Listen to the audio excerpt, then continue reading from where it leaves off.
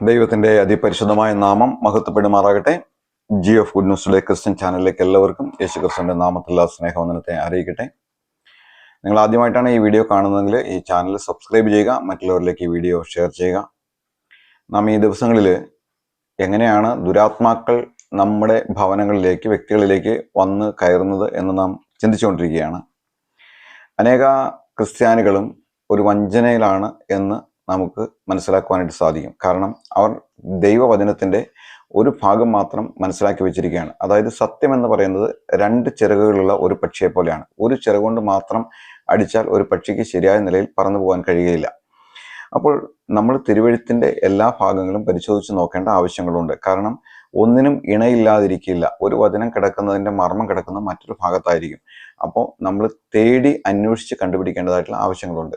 അനേക ആളുകളും സംഖ്യാപുസ്തകം 21-ാം അധ്യായത്തിൻ്റെ 21-ാം വാക്യം വെച്ചുകൊണ്ട് ആഭിചാരം യാക്കോബിന് പറ്റുകയില്ല, ലക്ഷണവിദ്യ ഇസ്രായേലിനോട് ഫലിക്കുകയില്ല എന്നുള്ള വചനം വെച്ചുകൊണ്ട് ആരവർക്കെതിരെ മന്ത്രവാദം ചെയ്താലും എന്തെല്ലാം ദോഷം ചെയ്താലും അതൊന്നും അവർക്ക് ബാധിക്കുകയില്ല എന്നുള്ള ഒരു ചിന്തയിൽ അവർ ഒരു ഒത്തുതീർപ്പ് ക്രിസ്ത്യാനിയായിട്ട് പോയിക്കൊണ്ടിരിക്കുകയാണ്. എന്നാൽ കർത്താവ് യേശുക്രിസ്തു 18 വർഷമായിട്ട് കൂനിയായിരുന്ന ഒരു സ്ത്രീയെ പള്ളിയിൽ വെച്ച് സുഖമാക്കുമ്പോൾ പറഞ്ഞു, പരീശന്മാർക്ക് അത് ഇഷ്ടപ്പെട്ടില്ല, ശബത്തിലാണോ സുഖപ്പെടുത്തുന്നതെന്ന് ചോദിച്ചു. കർത്താവ് പറഞ്ഞു, 18 വർഷമായി സാത്താൻ ബന്ധിച്ചിരുന്ന എബ്രഹാമിൻ്റെ മകളായ ഇവളെ ഇപ്പോൾ അഴിച്ചുവിടുന്നത് ശരിയല്ലേ എന്ന് അവരോട് ചോദിക്കേണ്ടത്. അപ്പോൾ എബ്രഹാമിൻ്റെ മകളായിരുന്ന, ഇസ്രായേലിൻ്റെ മകളായിരുന്ന, അതായത് എബ്രഹാമിൻ്റെ മകനാണല്ലോ ഇസ്ഹാക്ക്, യാക്കോബിൻ്റെ മകളായിരുന്ന ഈ ഇസ്രായേൽക്കാരത്തിയായ ആ സ്ത്രീ, ആ സഹോദരി 18 വർഷമായി ആ പള്ളിയിൽ അവൾ കൂനിയായിട്ട് വരികയും പോവുകയും ചെയ്തുകൊണ്ടിരുന്നു. എന്നാൽ ഒരിക്കൽ പോലും അവളെ ഒന്ന് സുഖമാക്കണമെന്നോ അവൾക്ക് അതിനുള്ള എന്തെങ്കിലും ഒരു വഴി പറഞ്ഞു കൊടുക്കണമെന്നോ ആർക്കും ഒരു താല്പര്യം ഉണ്ടായിരുന്നില്ല. ഇതിൽ യേശുക്രിസ്തു വന്ന്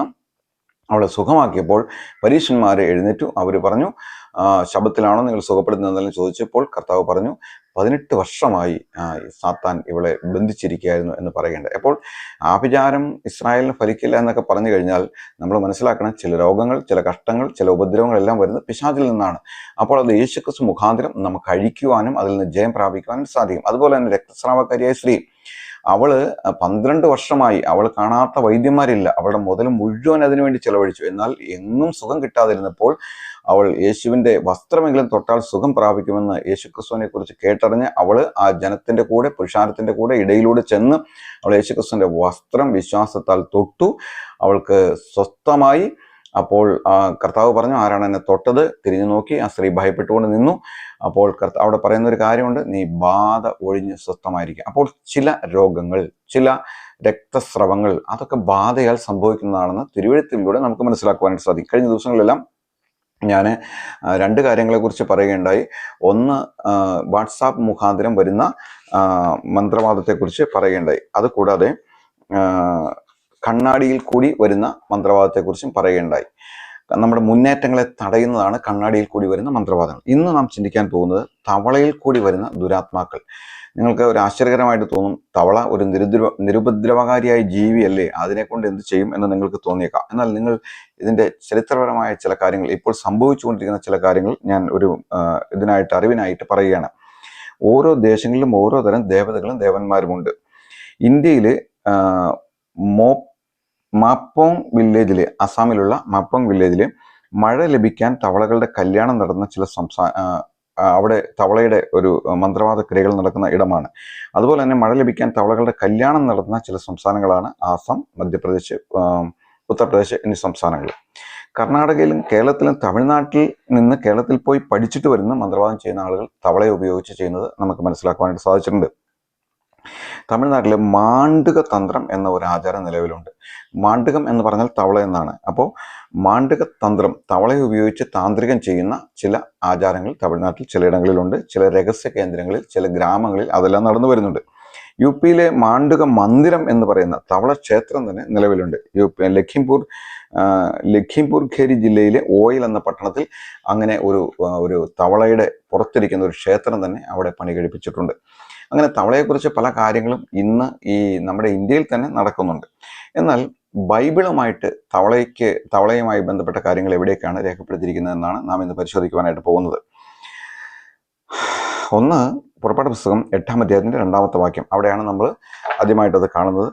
നീ അവരെ വിട്ടയക്കാൻ സമ്മതിച്ചില്ലെങ്കിൽ ഞാൻ നിന്റെ രാജ്യത്തെ ഒക്കെയും തവളയെ കൊണ്ട് ബാധിക്കും. ഇവിടെ ഫറവോന്റെ അടുക്കൽ മറ്റേ ദൈവം മോശയെയും അഹ്റോനെ അയക്കുകയാണ്. അവർ എന്നിട്ട് പറഞ്ഞു, നീ എൻ്റെ ജനത്തെ യാഗം കഴിക്കുവാനായിട്ട് മരുഭൂമിയിലേക്ക് വിട്ടയച്ചില്ല എങ്കിൽ, ആരാധനയ്ക്കായിട്ട് വിട്ടയച്ചില്ല എങ്കിൽ പല അടയാളങ്ങൾ അവിടെ കാണിച്ചുകൊണ്ടിരിക്കുകയാണ്. ഇപ്പോൾ പറയുകയാണ്, ഞാൻ തവളയെ കൊണ്ട് നിന്നെ ബാധിക്കും. അപ്പൊ തവളയെ കൊണ്ട് ഒരു ബാധ ദൈവം കൊണ്ടുവരുവാനായിട്ട് പോവുകയാണ്. സങ്കീർത്തനം 78:45 പറയുന്നു, അവൻ തവളയെ അയച്ചു, അവ അവർക്ക് നാശം ചെയ്തു. അപ്പൊ തവള ഒരു ബാധയായിട്ട് ദൈവം തന്നെ അയച്ചിട്ടുണ്ട്. അത് അവർക്ക് നാശം ചെയ്യുവാനും ഇടയായിട്ട് തീർന്നിട്ടുണ്ട്. ഇത് തന്നെ മന്ത്രവാദികളും ചെയ്തു. മന്ത്രവാദികളും ഇപ്പോൾ ദൈവം തവളയെ ബാധിക്കുവാൻ തക്കവണ്ണം ഈജിപ്തിലെ അവിടെയുള്ള നദികളിലെല്ലാം ഇഷ്ടംപോലെ തവളകളെ ജനിപ്പിക്കുമാറാക്കി. അതിനുശേഷം തവളകളെല്ലാം അവിടെ ഇഷ്ടംപോലെ കയറി അങ്ങനെ അവരെ അത് ബാധിക്കുന്നത് നമുക്ക് കാണുവാനായിട്ട് സാധിക്കും. മിസ്രൈമ മന്ത്രവാദികളും കുറച്ച് തവളകളെ അവരുണ്ടാക്കുവാനായിട്ട് സാധിച്ചു. എന്നാൽ ഇതുപോലെ തവളകളെ ഉണ്ടാക്കുവാനായിട്ടല്ല, തവളകളെ ബാധിക്കുവാൻ തക്കവണ്ണം അവർ സാധിച്ചു. എന്നാൽ തവളകളെ ഒഴിപ്പിക്കുവാൻ അവർക്ക് കഴിഞ്ഞില്ല. തവള വന്ന് മറ്റേ രാജാവിൻ്റെ കൊട്ടാരത്തിലും അരമനയിലും അതുപോലെ തന്നെ മാവ് കുഴയ്ക്കുന്ന തൊട്ടിയിലും അടുക്കളയിലും കിടക്കുന്ന കിടപ്പിറയിലും എല്ലായിടത്തും തവളകൾ വന്ന് കയറുമാറാക്കി. തവള ഒരു ഭയങ്കര നാശം വിതയ്ക്കുവാൻ തക്കവണ്ണം ഒരു ബാധയായിട്ട് അവിടെ ആകുവാൻ തക്കോണം അവിടെ ഇടയായിത്തീർന്നു എന്ന് നമുക്ക് കാണുവാൻ സാധിക്കും. ഈജിപ്തിലെ ഹെക്ത് എന്ന ദേവത, തവളയെക്കുറിച്ച് അവിടെ ഒരു ദേവത, തവള ദേവത തന്നെ അവിടെ ഉണ്ടായിരുന്നു. അതുകൊണ്ടാണ് ദൈവം ആ ദേവത, അവരെ അത് വിശ്വസിച്ചിരുന്നത് അവിടുത്തെ ഈജിപ്തിലെ ഫലഭൂയിഷ്ഠതയ്ക്കും സുഖപ്രസവത്തിനും ഈ തവളയാണ്, ഈ തവള ദേവതയാണ് കാരണമെന്ന് വിചാരിച്ചാണ് ആ തവള ദേവതയെ ആരാധിച്ചു വന്നുകൊണ്ട്. അതുകൊണ്ട് തന്നെ ദൈവം ആ തവളയെ കൊണ്ട് തന്നെ ഒരു ബാധ അയപ്പിച്ച് അവർക്ക് നാശം ചെയ്യിച്ചിരുന്നത് നമുക്ക് കാണുവാനായിട്ട് സാധിക്കും. അപ്പോൾ ദൈവം മോശ മുഖാന്തരം തവളകളെ കൊണ്ട് രാജ്യം നിറച്ചു. മിസ്രൈമ മന്ത്രവാദികളും അങ്ങനെ ചെയ്യുകയുണ്ടായി. പുറപ്പാട് 8:3 പറയുന്നുണ്ട്, നദിയിൽ തവളകളെ അനവധിയായിട്ട് ദൈവം ജനിപ്പിച്ചു എന്ന് കാണുന്നുണ്ട്. കാരണം ഈ തവള മുഴുവൻ കയറണമല്ലോ, ദേശം മുഴുവൻ തവളകളെ കൊണ്ട് നിറയുന്ന ഒരവസ്ഥ ഉണ്ടായി എന്ന് നമുക്ക് കാണാൻ സാധിക്കും. പുറപ്പാട് പുസ്തകം 8-ാം അധ്യായത്തിന്റെ 17-ാമത്തെ വാക്യത്തിൽ അവിടെ ഒരു കാര്യമുണ്ട്. അഹ്റോൻ വടിയോടുകൂടെ കൈ നീട്ടി നിലത്തിലെ പൊടി അടിച്ചു, അത് മനുഷ്യരുടെ മേലും മൃഗങ്ങളുടെ മേലും പേനായിട്ട് തീർന്നു. അപ്പോൾ ഇതുവരെയും അവിടെ ഉണ്ടായിരുന്ന വസ്തുക്കളെ കണ്ടാണ് പ്രവർത്തിച്ചിരുന്നെങ്കിൽ ഇപ്പോൾ പൊടി മുഖാന്തരം പേനിനെ ജനിപ്പിക്കുകയാണ്. ദൈവത്തിന് ജീവൻ കൊടുക്കാൻ കഴിയുന്നതാണല്ലോ. അപ്പോൾ പൊടിയെ അടിക്കാം. മോശ വടിയോടുകൂടെ കൈനീട്ടി, അഹ്റോൻ വടിയോടുകൂടെ കൈനീട്ടി പൊടിയെ അടിച്ചപ്പോൾ അത് പേനായിട്ട് തീർന്നു. ഈ പേൻ വന്ന് മനുഷ്യരുടെ മേലും മൃഗങ്ങളുടെ മേലും മുഴുവൻ കയറി.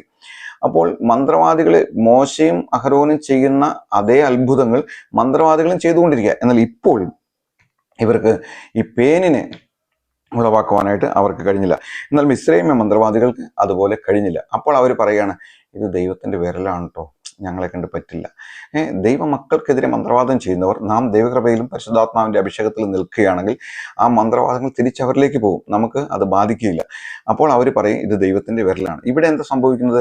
പിശാച് വരുന്നത് അറുക്കാനും മുടിക്കാനും മോഷ്ടിക്കുവാനുമാണ്, കൊല്ലുവാനുമാണ് പിശാച് വരുന്നത്. എന്നാൽ യേശുക്രിസ്തു വരുന്നത് എന്തിനാ? യേശുക്രിസ്തു വരുന്നത് ജീവൻ കൊടുക്കാൻ, ജീവൻ ഉണ്ടാകുവാൻ, സമൃദ്ധിയായ ജീവൻ ഉണ്ടാകുവാൻ, സമാധാനം ഉണ്ടാകുവാൻ, അതിനായിട്ടാണ് യേശുക്രിസ്തു വരുന്നത്. ഇവിടെ മന്ത്രവാദികൾക്ക് ജീവൻ ഉണ്ടാക്കുവാൻ കഴിഞ്ഞില്ല.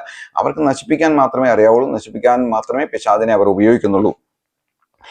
മന്ത്രവാദികൾ ചില ഇനം തവളകളുടെ വിഷഗ്രന്ഥികളിൽ നിന്നും ശരീരഭാഗങ്ങളിൽ നിന്നും വിഷാംശമുള്ള സ്രവങ്ങൾ ശേഖരിച്ച് മരുന്നുകളിലും മാരകമായ മന്ത്രവാദ കൂട്ടുകളിലും ഉപയോഗിച്ചിരുന്നതായി മന്ത്രവാദ വിചാരണ രേഖകളിൽ നമുക്ക് കാണുവാൻ സാധിക്കും.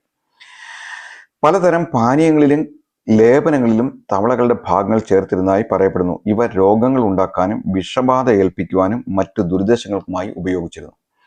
ഈ മന്ത്രവാദികൾ ചില ആളുകളെ നമ്മുടെ ഭവനത്തിലേക്ക് അറിഞ്ഞോ അറിയാതെയോ ഏതെങ്കിലും ജോലിക്കാരെന്ന രൂപേണയോ ബന്ധുക്കളെന്ന രൂപേണയോ അവരുടെ ഏജന്റുമാർ, സാത്താന്യ പൂജാരികളുടെ ഏജന്റുമാർ ഈ തവളയിൽ നിന്ന് എടുക്കുന്ന വിഷദ്രവങ്ങൾ അവരെടുത്തുകൊണ്ടുവന്ന് നമ്മുടെ കിണറ്റിലോ നമ്മുടെ വെള്ളം നിറയ്ക്കുന്ന ടാങ്കിലോ ഒക്കെ അവർ ഒഴിക്കുവാനായിട്ട് സാധ്യതയുണ്ട്. നാം ജാഗ്രതയോടെ ഇരിക്കേണ്ടതായിട്ടുള്ള ആവശ്യമുണ്ട്.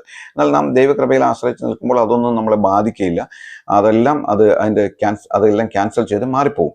അത് അനേക രോഗങ്ങൾ ഉണ്ടാക്കാനും വിഷബാധ ഏൽപ്പിക്കുവാനായിട്ടും ഈ മന്ത്രവാദ ക്രിയകൾക്ക് സാധിക്കും. പാശ്ചാത്യ മന്ത്രവാദ വിശ്വാസങ്ങളിലെ തവളകളെയും മറ്റ് ക്ഷുദ്ര ജീവികളെയും ക്ഷുദ്രവിദ്യക്കാർ തങ്ങളുടെ സഹായികളായും ദുർമന്ത്രവാദങ്ങൾ നടപ്പിലാക്കാനുള്ള ഏജന്റുമാരായും ഉപയോഗിച്ചിരുന്നു. തവളകളെ അശുദ്ധാത്മാവ് ബാധിച്ച് ആവാഹിച്ചൊരു തവളയെ അവരെ ഉദ്ദേശിക്കുന്ന വ്യക്തിയുടെ വീട്ടിലേക്ക് അവർ ഏജന്റായിട്ട് അയക്കും, അവരുടെ കാര്യങ്ങൾ നടപ്പിലാക്കുവാൻ തക്കവണ്ണം.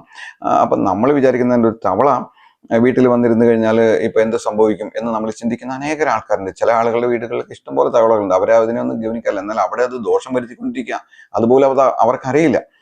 ഇതൊക്കെ പറയുമ്പോൾ ബൈബിളിൽ തെളിവ് ചോദിക്കുന്ന അനേക ആളുകളുണ്ട്. തവളയെ ഏജന്റായിട്ട് മന്ത്രവാദികൾ അശുദ്ധാത്മാക്കളെ ഉപയോഗിച്ച് അയച്ച് അവരുദ്ദേശിക്കുന്ന ഭവനങ്ങളിലേക്ക് അവർ വിടും. അവിടെ ചെന്ന് തവളകൾ ഇരിക്കും. എന്നാൽ ഇത് നമ്മൾ പറയുമ്പോൾ, ഞാനിത് പറയുമ്പോൾ ഇതിനെ സംശയിക്കുന്ന അനേക ആളുകൾ ഉണ്ടാകാം. അവർ ചോദിക്കുന്നത് ഇതിനൊക്കെ ബൈബിളിൽ വ്യക്തമായ തെളിവുകളുണ്ടോ?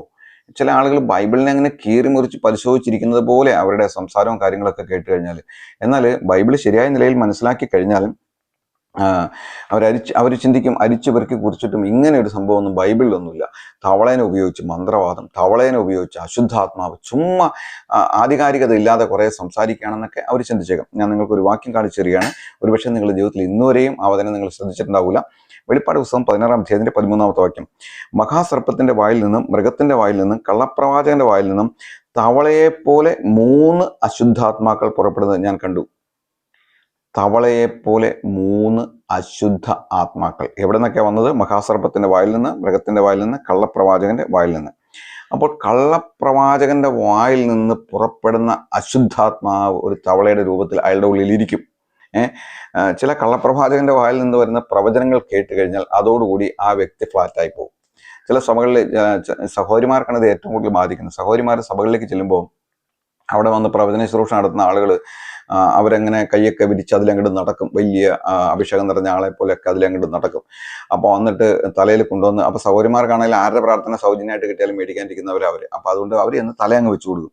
തല വെച്ച് കൊടുക്കുമ്പോൾ തലയിൽ കൈ വെച്ചിട്ട് പറയും, നിന്നെ ബന്ധനത്തിലാക്കാൻ പോവുകയാണ്, നിന്നെ കൊടുക്കാൻ പോവുകയാണ്, നിന്റെ ജീവിതം അവസാനിക്കാൻ പോവുകയാണ് എന്നൊക്കെ പറഞ്ഞ അശുദ്ധാത്മാവ് മുഖാന്തരം പ്രവചിച്ച കുടുംബത്തെ തകർത്ത് കളയുന്ന അനേക കള്ളപ്രവാചകന്മാർ ഇന്ന് സഭകളിലൂടെ പ്രവർത്തിക്കുന്നുണ്ട്. നമ്മളെല്ലാ എല്ലാ പ്രവാചകന്മാരുടെ ഇടയിൽ കൊണ്ടുപോയി തല വെച്ച് കൊടുക്കല്ലേ. അങ്ങനെ തല വെച്ച് കൊടുക്കുമ്പോൾ അവരുടെ ഉള്ളിൽ നിന്ന് പുറപ്പെട്ടു വരുന്ന അശുദ്ധാത്മാവ് പ്രവചിച്ചിട്ട് അത് നമുക്ക് ഒത്തിരി ദോഷം വരുത്തുവാനായിട്ട് സാധിക്കും. അവരുടെ നാവിൻ്റെ കീഴെ അണലി വിഷം ഇരിക്കുന്ന മാതിരി അശുദ്ധാത്മാവ് മുഖാന്തരം അവർ നമ്മളെ ബാധിക്കുവാൻ തക്കവണ്ണം ഇടയായിട്ട് തീരും. അതുകൊണ്ട് അങ്ങനെയുള്ളത് നമ്മൾ ശ്രദ്ധിക്കേണ്ട ആവശ്യമുണ്ട്. ഒരു പ്രവചനം ശരിയാണോ അല്ലയോ എന്ന് നമുക്ക് എങ്ങനെ തിരിച്ചറിയാനായിട്ട് സാധിക്കും? ദൈവത്തിൽ നിന്നുള്ള ഒരു പ്രവചനം ഒരിക്കലും നമ്മളെ ഇടിച്ചു കളയുകയില്ല. ദൈവത്തിൽ നിന്നുള്ള പ്രവചനം നമ്മളെ പണിയുന്നതായിരിക്കും. എന്നാൽ ദൈവം നമുക്ക് വാണിംഗ് തരും, ദൈവം നമ്മളെ മുന്നറിയിപ്പുകൾ തരും. ഒരിക്കലും ദൈവം നമ്മളെ കുറ്റപ്പെടുത്തി ദൈവത്തിൻ്റെ മക്കളെ നിരുത്സാഹപ്പെടുത്തി ഇടിച്ചു കളയുന്ന പ്രവചനങ്ങളൊക്കെ നിങ്ങൾ മനസ്സിലാക്കിയോ, അത് ദൈവത്തിൽ നിന്നുള്ളതല്ല, അത് പിശാചിൽ നിന്നുള്ളതാണ്.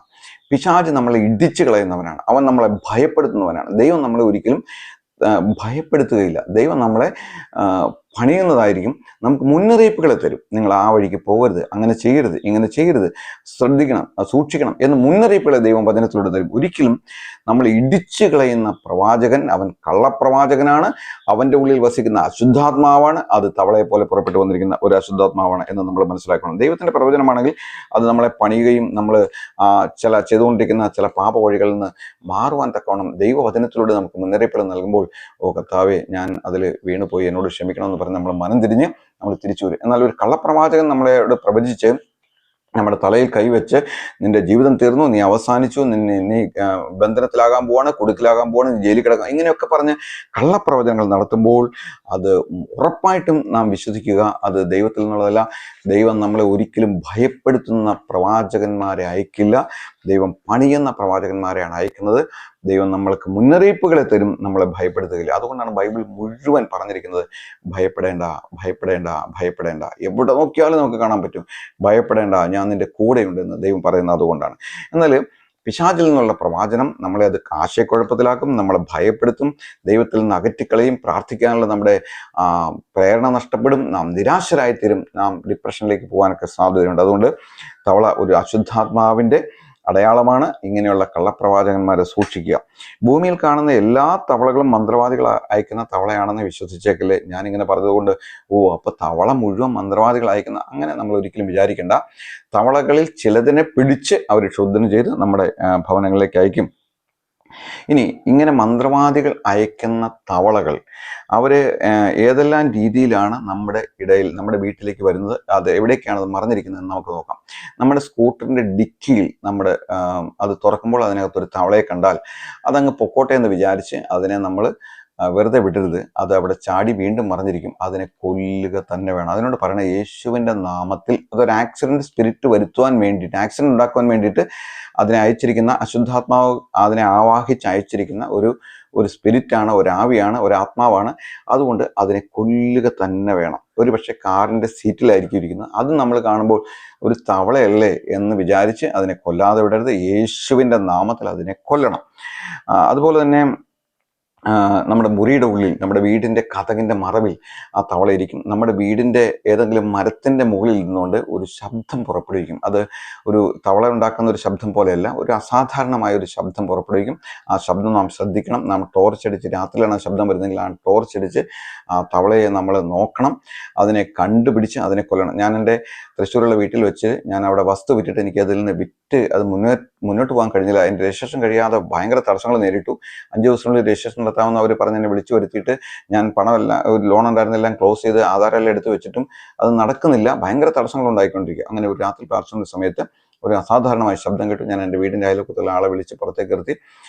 ഞാൻ ആദ്യമേ കണ്ടുപിടിച്ചു, ഒരു പ്ലാവിൻ്റെ മുകളിൽ, ഒരു ഏകദേശം ഒരു 20 അടി ഉയരത്തിൽ ഒരു പ്ലാവിൻ്റെ മുകളിൽ ഒരു തവള ഇരിക്കുകയാണ്. ആ തവളയാണ് ശബ്ദം ഉണ്ടാക്കുന്നത്. ടോർച്ച് അടിച്ച് ഞാൻ അതിനെ കണ്ടുപിടിച്ചു. അപ്പം ഞാൻ അയൽവക്കത്തുള്ള ചേട്ടനെ വിളിച്ചിട്ട് ഞാൻ പറഞ്ഞു, വരീസ് ചേട്ടാ, ഇപ്പോൾ ഒരു കാര്യം കണ്ടോളാനായിട്ട് പറഞ്ഞു. എന്നിട്ട് ഞാൻ അദ്ദേഹത്തോട് പറഞ്ഞതിന് ശേഷം ഞാൻ ഈ ടോർച്ച് അടിച്ചിട്ട് യേശുക്രിസ്തുവിൻ്റെ അധികാരമുള്ള നാമത്തിൽ ഇപ്പോൾ താഴേക്ക് വരാൻ പറഞ്ഞു. ആ തവള ആ പ്ലാവിൻ്റെ മുകളിൽ നിന്ന് കൃത്യം എൻ്റെ കാലിൻ്റെ അടുക്കിലേക്ക് വന്നു. യേശുവിൻ്റെ നാമത്തിൽ നിന്നെ അടിക്കുകയാണെന്ന് പറഞ്ഞ് അതിനെ കൊന്നു. 2 തേളുകളെയും കൊന്നു. ആ കച്ചവടം ഉടനെ നടന്ന് എനിക്ക് അവിടുന്ന് പോരുവാൻ തക്കവണ്ണം ഇടയായിട്ട് തരും. നമ്മുടെ മുന്നേറ്റങ്ങളെ തടസ്സം ചെയ്യുവാൻ, നമ്മുടെ ആത്മീയവും ഭൗമികവുമായ കാര്യങ്ങൾക്ക് തടസ്സം കൊണ്ടുവരാൻ, പ്രാർത്ഥനയ്ക്ക് തടസ്സം വരാൻ ഒക്കെ തവളകളെ ഉപയോഗിക്കുന്നു. അപ്പം നാം തവളകളെ നിസ്സാരമായിട്ട് കാണല്ലേ. നമ്മുടെ വീടുകളിലേക്ക് വരുന്ന തവളകളെ നിസ്സാരമായിട്ട് കാണല്ലേ. ചില തവളകൾ വീട്ടിൽ ചില കാര്യങ്ങൾ അസ്വസ്ഥമാക്കാൻ ശ്രമിക്കുന്ന ചില കാര്യങ്ങളെ കൊണ്ടുവരും. അതെന്താണെന്ന് ഞാനിപ്പോൾ യൂട്യൂബ് വഴി പറയുന്നില്ല. നിങ്ങൾക്ക് അതിനെക്കുറിച്ച് അറിയണമെന്നുണ്ടെങ്കിൽ എന്നെ വിളിക്കാവുന്നതാണ്. കാരണം ചില ദൈവം വെളിപ്പെടുത്തുന്നിരിക്കുന്ന ചില രഹസ്യങ്ങൾ പറഞ്ഞു കഴിഞ്ഞാൽ മന്ത്രവാദികൾക്ക് അത് ഗുണം ചെയ്യും. അതുകൊണ്ട് ഞാനത് പറയുന്നില്ല. നിങ്ങൾക്ക് അങ്ങനെ ഒരു ആവശ്യമുണ്ടെങ്കിൽ എന്നെ വിളിക്കാവുന്നതാണ്, ഞാനത് പറഞ്ഞുതരാം. അപ്പോൾ തവളയെ നാം കണ്ടുപിടിച്ച് അതിനെ കൊല്ലേണ്ട ആവശ്യമുണ്ട്. അതിൻ്റെ ശക്തി ഫലിച്ചില്ലെങ്കിൽ പരിശുദ്ധാത്മാ നിറവിൽ നമുക്ക് അതിനെ നമ്മുടെ മുൻപിൽ അത് വെളിപ്പെടും. തവളേനെ അയച്ചു, ഒരു അശുദ്ധാത്മാവിനെ ഉപയോഗിച്ച് തവളേനെ നമ്മുടെ ഭവനത്തിലേക്ക് അയച്ചു. അപ്പോൾ ആ മന്ത്രവാദം നാം പരിശുദ്ധാത്മാ നിറവിലും പ്രാർത്ഥനയിലുമാണെങ്കിൽ മറ്റേ തവളയെ നമ്മുടെ മുൻപിൽ ദൈവം വെളിപ്പെടുത്തി കാണിക്കും. നാം അതിനെ കൊല്ലണം, അതിനെ കൊന്ന് കളയേണ്ട ആവശ്യമുണ്ട്. അതുമായി ബന്ധപ്പെട്ട എല്ലാ കാര്യവും എനിക്ക് പറയുവാനായിട്ട് സാധിക്കില്ല. ഞാൻ പറഞ്ഞല്ലോ, എന്നെ നിങ്ങൾക്ക് വിളിക്കാവുന്നതാണ്. ഇനി നാം ഇങ്ങനെ കണ്ട തവളകളെ നാം കൊന്നു കളഞ്ഞാൽ, യേശുക്രിസ്തുവിന്റെ നാമത്തിൽ അതിനെ കൊന്നു കളഞ്ഞാൽ സംഭവിക്കുന്നത് എന്തൊക്കെയാണ്? മന്ത്രവാദം ചെയ്താൽ മാത്രം പോരല്ലോ. നമ്മുടെ ദൈവത്തെക്കാൾ വലുതല്ലല്ലോ മന്ത്രവാദി, യേശുവിനേക്കാൾ വലുതല്ലല്ലോ മന്ത്രവാദി. യേശു കർത്താവ് ഈ ഭൂമിയിലായിരുന്നപ്പോൾ പറഞ്ഞു, ഞാൻ ചെയ്യുന്നതിലും വലിയ കാര്യങ്ങൾ നിങ്ങൾ ചെയ്യും. ഇപ്പം അപ്പൻ 10 അടി ഓടിയാൽ മകൻ 100 അടി ഓടും എന്നൊരു ചൊല്ലുണ്ടല്ലോ. ആ ചൊല്ലിനെ ആസ്പദമാക്കി പല ഉദാഹരണങ്ങളും നിങ്ങൾക്ക് കണ്ടുപിടിക്കാം. അപ്പോൾ നമ്മുടെ കർത്താവ് നമുക്ക് തന്നിരിക്കുന്ന അഭിഷേകം നിമിത്തം നമ്മുടെ ശക്തി കൊണ്ടൊന്നും സാധിക്കില്ല. യേശു കർത്താവ് ഭൂമിയിലേക്ക് അയച്ച പരിശുദ്ധാത്മാവിൻ്റെ അഭിഷേകം നിമിത്തം നമുക്ക് അനേക കാര്യങ്ങൾ ചെയ്യുവാൻ കഴിയുമെന്ന് കർത്താവ് തന്നെ നമ്മോട് പറഞ്ഞിട്ടുണ്ട്. അങ്ങനെയുള്ള പ്രവചന വാക്യങ്ങൾ നമുക്കുണ്ട്. അതുകൊണ്ട് നമുക്ക് ധൈര്യമായിട്ട് മുന്നേറാം. ഒരു മന്ത്രവാദി അവൻ പിടിച്ചു വെച്ചിരിക്കുന്ന അശുദ്ധാത്മാവിനെ തവളയിൽ ആവാഹിച്ച് നമ്മുടെ അടുക്കിലേക്ക് അയച്ചാൽ, അത് നമ്മളെ ശല്യപ്പെടുത്തിക്കൊണ്ടിരിക്കുമ്പോൾ, അത് മറിഞ്ഞിരുന്നാണ് ശല്യപ്പെടുത്തുന്നത്. നാം പ്രാർത്ഥിച്ചാൽ ദൈവം വിഷൻ മുഖാന്തരം അതിനെ കാണിച്ചു തരും. എനിക്ക് അങ്ങനെയാണ് സംഭവിക്കാറുള്ളത്. അല്ലെങ്കിൽ അല്ലാതെയും കാണിച്ചു തരും. അങ്ങനെ നാം അതിനെ കണ്ടുപിടിച്ചു കഴിഞ്ഞാൽ, അത് മറിഞ്ഞിരുന്ന് ക്രിയ ചെയ്യുന്ന ആ തവളയെ കണ്ടുപിടിച്ചു കഴിഞ്ഞാൽ, ആ തവളയെ നാം കൊന്നു കഴിയുമ്പോൾ മന്ത്രവാദിയുടെ ശക്തി നഷ്ടപ്പെടുകയോ മന്ത്രത്തിൻ്റെ ദോഷഫലം നേരിടുകയോ ചെയ്യേണ്ടതായിട്ട് വരും. റൂൾ ഓഫ് 3 എന്നാണ് ഈജിപ്തുകാർ ഈ പാശ്ചാത്യ മന്ത്രവാദങ്ങളിൽ ഈ കാര്യത്തെക്കുറിച്ച് പറയുന്നത്. അതായത് മന്ത്രവാദി അയക്കുന്ന ദുർമന്ത്രം തിരിച്ചു ചെല്ലുന്ന ആളിലേക്ക് വരുമ്പോൾ 3 ഇരട്ടി ദോഷം അവർക്ക് ചെയ്യും. അപ്പം നാം ഒരു തവളയെ കണ്ടുപിടിച്ച് കൊല്ലുന്നത് വഴി ആ മന്ത്രം മുറിയുകയും നെഗറ്റീവ് എനർജി മുഴുവനും, ആ ഊർജ്ജം മുഴുവനും സാത്താന്യ പൂജാരിയുടെ അടുക്കിലേക്കും അവൻ അയച്ചിരിക്കുന്ന ഏജന്റിന്റെ അടുക്കിലേക്കും, ഏജന്റായിട്ട് പ്രവർത്തിച്ച ആളിൻ്റെ അടുക്കിലേക്കും അത് തിരികെ ചെല്ലുകയും ചെയ്യും. ശാരീരികമായ പരിക്കുകളും ശാപങ്ങളും അവനെ പിന്തുടരുവാൻ തക്കോണം ഇടയായിട്ട് തരും. എനിക്കെതിരെ ഇങ്ങനെയുള്ള മന്ത്രവാദം ചെയ്ത ആളുകൾ, ഞാൻ അവരെ തിരിച്ചറിഞ്ഞപ്പോൾ ഞാൻ അവരോട് പറഞ്ഞ കാര്യമുണ്ട്. നിങ്ങൾ എനിക്കെതിരെ ചെയ്യുന്നത് എനിക്ക് മനസ്സിലായിട്ടുണ്ട്. ഞാനിത് വെറുതെ വിടുമെന്ന് നിങ്ങൾ വിചാരിക്കേണ്ട. എൻ്റെ അടുക്കിലേക്ക് വരുന്ന അശുദ്ധാത്മാക്കളെ 100 ഇരട്ടി ശക്തിയോടെ യേശുവിൻ്റെ നാമത്തിൽ ഞാൻ നിങ്ങളുടെ അടുക്കിലേക്ക് അയക്കുമെന്ന് അവരോട് മുഖത്ത് നോക്കി ഞാൻ പറഞ്ഞിട്ടുണ്ട്. അത് സംഭവിച്ചിട്ടുണ്ട്. അതിൻ്റെ പരിണിത ഫലങ്ങൾ ഇപ്പോൾ അവർ അനുഭവിച്ചു കൊണ്ടിരിക്കുകയാണ്. എന്നാൽ ദൈവം കൃപയാൽ, ദൈവത്തിൻ്റെ അപാരമായ കൃപയാൽ ദൈവം എന്നെ സൂക്ഷിക്കുകയും തിരിച്ചടി നേരിട്ടവരെ എൻ്റെ കൺമുമ്പിൽ കാണിച്ചു തരികയും ചെയ്യുന്നത് ഇപ്പോൾ ഞാൻ കണ്ടുകൊണ്ടിരിക്കുകയാണ്. അനവധി കാര്യങ്ങളുണ്ട്. വിസ്താര ഭയത്താൽ ഞാൻ ചുരുക്കട്ടെ. നാം വിശ്വസിച്ച് പ്രാർത്ഥിക്കുക, ഭയപ്പെടാതിരിക്കുക. ഭയപ്പെടുത്തുന്ന ഒരാളെ മന്ത്രവാദിക്ക് പെട്ടെന്ന് കീഴ്പ്പെടുത്താനായിട്ട് സാധിക്കും. അതുകൊണ്ട് നാം ധൈര്യമുള്ളവരായിരിക്കണം. നാം ഭയപ്പെടേണ്ട ആവശ്യമില്ല. നമ്മുടെ കർത്താവിനേക്കാൾ വലിയതല്ല ഈ ഭൂമിയിലുള്ള ഒരു മന്ത്രവാദിയും ഒരു പിശാചും. പിശാചിനേക്കാൾ വലിയവൻ നമ്മുടെ ഉള്ളിലുണ്ട്. ലോകത്തെക്കാൾ വലിയവൻ നമ്മുടെ ഉള്ളിലിരിക്കുന്നു. അതുകൊണ്ട് നാം ധൈര്യപ്പെടേണ്ട ആവശ്യമുണ്ട്. ലോകം മുഴുവൻ നമുക്കെതിരായിട്ട് വന്നാലും യേശുക്രിസ്തുവും ഞാനും നിന്നാൽ ഞങ്ങൾ ഭൂരിപക്ഷമാണ്. അതെ, എന്നെ കേൾക്കുന്ന സഹോദര സഹോദരി, നീയും യേശുക്രിസ്തുവും കൂടി നിന്നാൽ നീയാണ് ഭൂരിപക്ഷം. യേശുക്രിസ്തു നിന്നോടൊപ്പം നിന്നാൽ നീ ഭൂരിപക്ഷമാണ്. ഈ ലോകമോ പിശാചുക്കളോ മുഴുവൻ നിനക്കെതിരായിട്ട് വന്നോട്ടെ, നീ ഭൂരിപക്ഷമാണെന്ന് മറക്കാതിരിക്കുക. ദൈവം അനുകൂലമെങ്കിൽ ആര് പ്രതികൂലമെന്ന് അതുകൊണ്ടാണ് തിരുവെഴുത്ത് നമ്മെ പഠിപ്പിക്കുന്നത്. അതുകൊണ്ട് നമുക്ക് ഈ വചനങ്ങളാൽ ദൈവം നമ്മെ ഓരോരുത്തരെയും സഹായിക്കട്ടെ, അനുഗ്രഹിക്കട്ടെ. കൂടുതൽ കൃപയിൽ മുന്നേറുവാൻ ദൈവം നമുക്ക് കൃപ നൽകട്ടെ. നമുക്ക് പ്രാർത്ഥിക്കാം. ഞങ്ങളുടെ സ്വർഗീയ നല്ല പിതാവായ ദൈവം, ഞാൻ ഈ ശുശ്രൂഷ ഇവിടെ ചെയ്തുകൊണ്ടിരിക്കുമ്പോൾ എനിക്കെതിരെ ഇപ്പം മന്ത്രവാദം നടന്നുകൊണ്ടിരിക്കുക. അതിൻ്റെ മണിക്കിലുക്കങ്ങൾ ശബ്ദങ്ങളൊക്കെ എനിക്ക് കേൾക്കാൻ തടസ്സപ്പെടുത്താൻ എൻ്റെ വായിൽ ഒരു ബ്ലോക്ക് വരുവാൻ തക്കവണ്ണം ഇടയായിട്ട് തീർന്നു. എന്നാൽ യേശുവിൻ്റെ നാമത്തിൽ അതൊക്കെ തുരത്തുവാൻ തക്കവണ്ണം ഇടയായിട്ട് തീർന്നു. നമുക്ക് പ്രാർത്ഥിക്കാം. ഹല്ലേലൂയ. ദൈവമേ സ്തോത്രം, സ്തോത്രം. ഞങ്ങളുടെ സ്വർഗീയ നല്ല പിതാവായ ദൈവമേ, ഇന്ന് വചനത്തെ കേൾപ്പിച്ചു കർത്താവെ, വചനം കേട്ട മക്കളൊക്കെ നീ അനുഗ്രഹിക്കണമേ. ദൈവകൃപയിൽ അവരെ സൂക്ഷിക്കണമെന്ന് പ്രാർത്ഥിക്കുന്നു. ദുഷ്ടന്റെ തീയമ്പുകളൊക്കെ എടുക്കുവാൻ തക്കതായിട്ടുള്ള വിശ്വാസം അവർക്ക് കൊടുക്കണം. മന്ത്രവാദികളെ മുറിയടിക്കുവാൻ, മന്ത്രവാദത്തെ എതിർത്ത് തോൽപ്പിക്കുവാനുള്ള പരിശുദ്ധാത്മാവിന്റെ പ്രത്യേകമായ അഭിഷേകം അവരുടെ മേൽ നീ കൊടുക്കണമേ കർത്താവെ. കർത്താവെ, വചനം കേട്ട മക്കളൊക്കെ അനുഗ്രഹിക്കണം. വിശേഷ ഈ ചാനൽ സബ്സ്ക്രൈബ് ചെയ്തിരിക്കുന്ന ഓരോരുത്തർക്കായിട്ടും പ്രാർത്ഥിക്കുന്നു. കർത്താവെ, അവരോട് കരുണ കാണിക്കണം. അവരുടെ ആവശ്യങ്ങളുടെ മേൽ കൂടെ ഇരിക്കണം. അവരെ വഴി നടത്തണം. എല്ലാ നന്മകളാൽ അവരെ നിറയ്ക്കണമേ കർത്താവെ. മന്ത്രവാദത്താൽ ബാധിപ്പുകളിൽ അകപ്പെട്ടിരിക്കുന്ന അങ്ങയുടെ മക്കളെ അങ്ങ് വിടുതൽ ചെയ്ത് വെളിയിൽ കൊണ്ടുവരുമാറാവണം. യേശുക്രിസ്തുവിന്റെ നാമത്തിൽ പ്രാർത്ഥിക്കുന്നു കർത്താവ്. അങ്ങ് വചനം തന്നതിനായിട്ട് സ്തോത്രം. മഹത്വെടുത്താട്ടെ. എല്ലാ അടിയങ്ങൾക്ക് വേണ്ടി ജീവൻ വെച്ച രക്ഷിതാവും കർത്താവായ യേശുക്രിസ്തുവിന്റെ അതിപരിശുദ്ധമായ നാമത്തിൽ തന്നെ ആമീൻ, ആമീൻ, ആമീൻ.